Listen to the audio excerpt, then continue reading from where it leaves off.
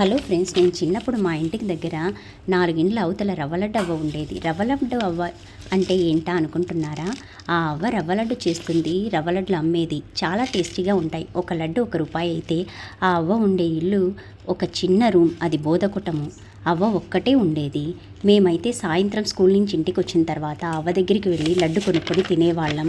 తర్వాత రాత్రి అయితే ఆ అవ్వ దగ్గరికి వెళ్ళి కథలు చెప్పించుకునే వాళ్ళం. ఆ అవ్వ అయితే గనక దయ్యం కథలు చెప్పేది.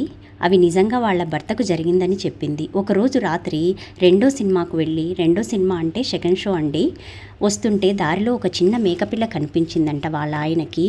అది అటు ఇటు చూస్తే ఎవరూ కనిపించకపోయేసరికి ఆ మేకపిల్లను భుజాన వేసుకుని నడిచి వస్తూ ఉంటే, వచ్చే కొద్దీ ఆ మేకపిల్ల బరువు ఎక్కిపోతుంది. ఏంట్రా చిన్న మేకపిల్ల ఇంత బరువు ఎందుకు ఉంది, ముందు బరువు లేదు కదా అని చెప్పేసి దాన్నైతే కిందికి దించి చూస్తే ఏదో ఆకారం కనిపించి అక్కడే వదిలేసి పరిగెత్తు